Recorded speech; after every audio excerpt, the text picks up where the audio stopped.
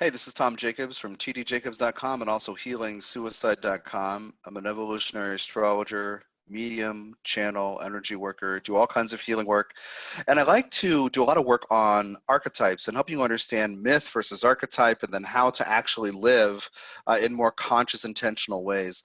And so I'm doing that a lot this year with Ceres, this dwarf planet. It was an asteroid, and then it got promoted in 2006 to the status of dwarf planet by the International Astronomical Union. And this presentation is Ceres in the Birth Chart 3, so the third in a series. Check out the Ceres playlist here on my YouTube channel, and you'll see all the other videos, including a longer one, it's about 75 minutes, on myth, archetype, and astrology of Ceres, where I go through houses and signs and talk about myth and archetype, because I think to understand how something plays out in your chart, you really have to understand myth and archetype. So anyway, I always do that. I love doing that. With Ceres, it's a nurturing, parenting, mothering figure, protector, mentor, someone who takes someone else under his or her wing for a time, someone who identifies as what he or she does for others. And I'm doing all this work on Ceres this year, including Seriealia, a festival of Ceres, for helping you understand how the energy of love and care works in your life, unwinding old patterns, understanding where things come from, and basically stepping more into being the source of love for yourself. So I'm going to share this short little presentation. I have 2 charts for you today. Okay, so Ceres in the birth chart, blah, blah, blah. This is number 3, of course. And then again, as I said, check out the myth archetype. Wait, I didn't share the screen. Mercury retrograde. Let's do this. I was like, where's my little face in the corner? All right, so here we are. Okay, there it is. Now you can see this little presentation. Okay, good. So as I said, check out the Ceres Myth, Archetype, and Astrology video to get the full story.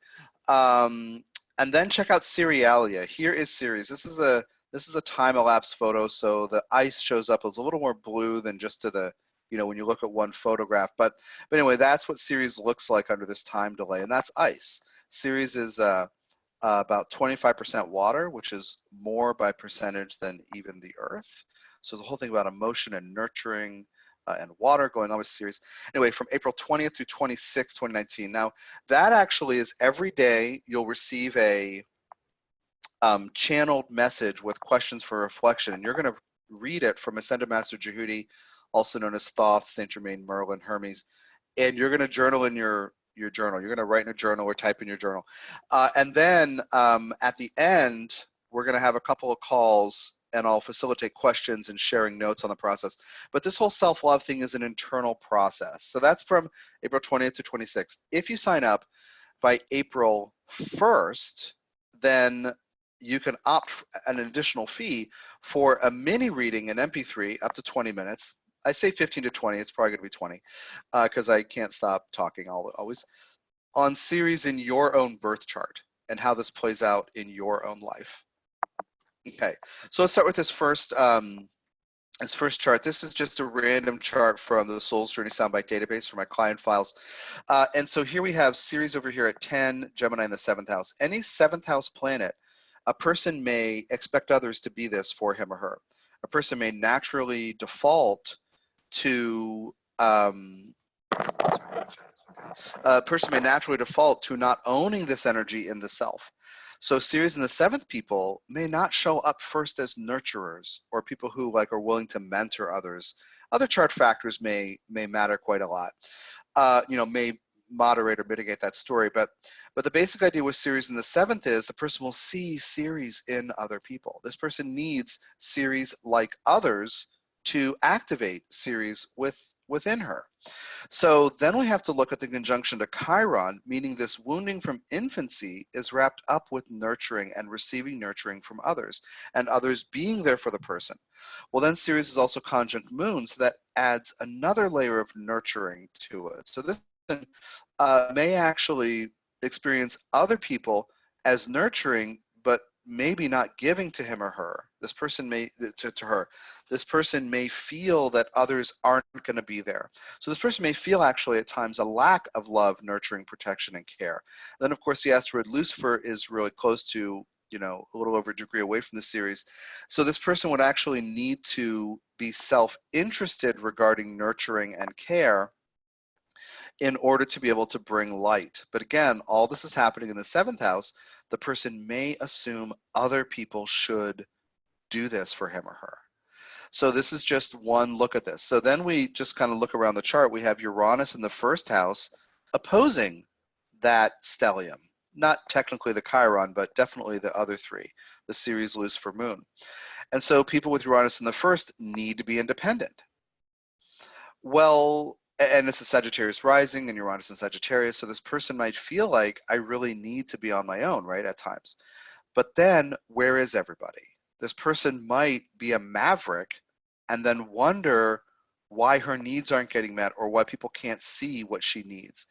And sometimes people with strong Uranus signatures, such as having it in the 1st house, can make a person a bit oblivious to what he or she needs, because there's this electricity that gets lit up and the person may, you know, really be inspired to do forward-looking things quickly.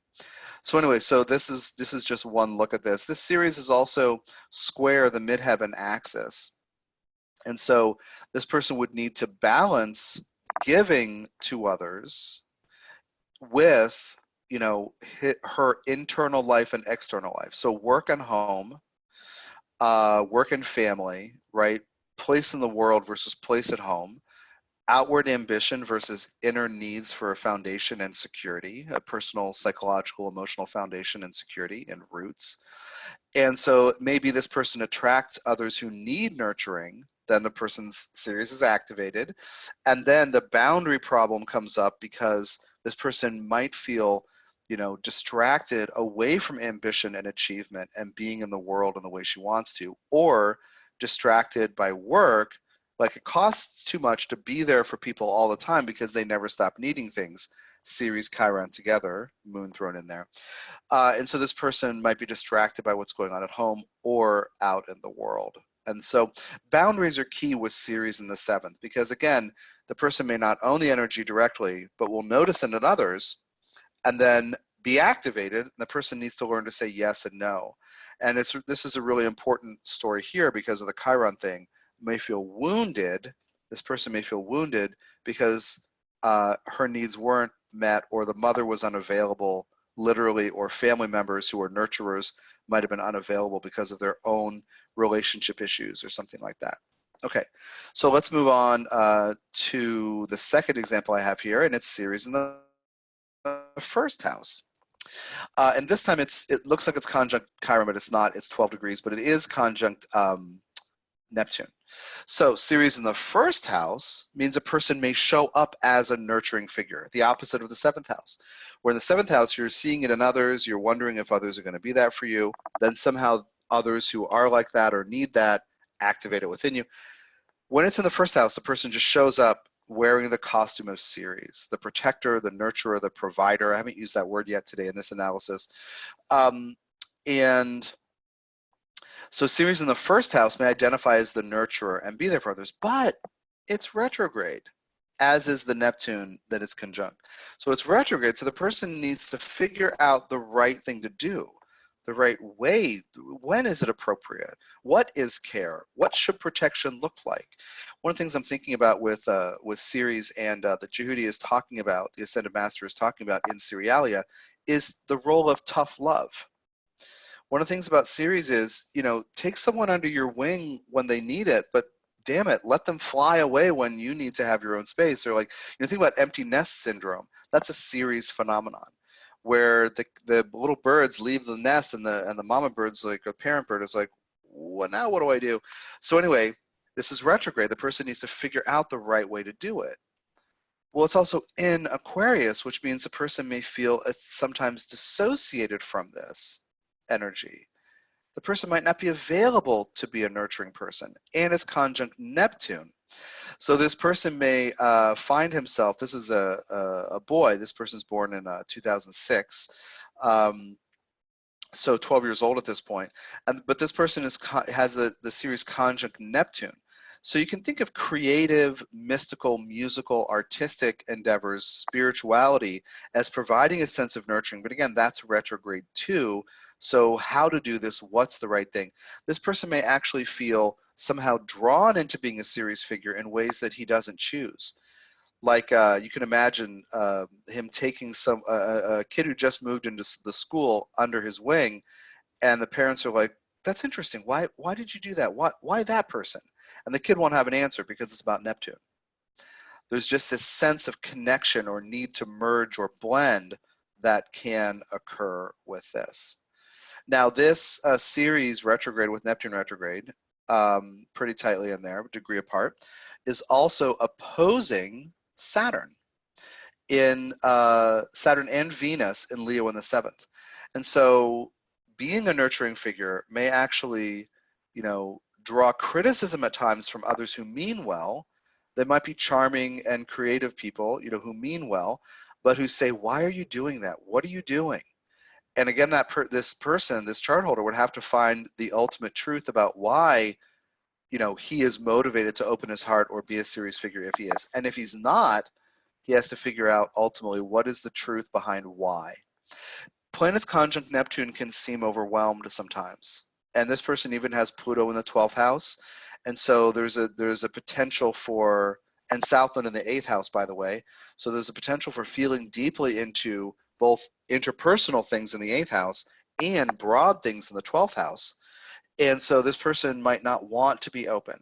I would presume if this person were coming in for a reading and asked about Ceres, or if the guides said, hey, why don't you talk about Ceres for this person, I would presume that he isn't in touch with that nurturing part of himself, because it can be overwhelming to be aware of the depth of other people's feeling and pain, because also this young man has Chiron retrograde in the 1st house as well.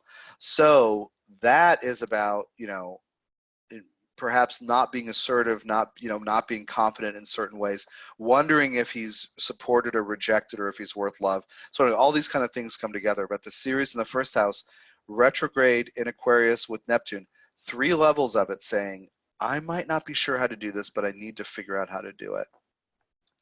So again, check out Seriealia. It's a festival of Ceres. If you've heard of Bacchanalia for Bacchus, or Saturnalia, a festival for Saturn.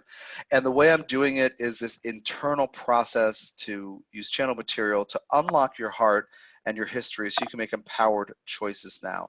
So you can check that out at tdjacobs.com. And again, if you sign up by April 1st, you can opt at an additional fee for the astrology mini reading of Ceres in your own chart, the chart reading. All right, take care.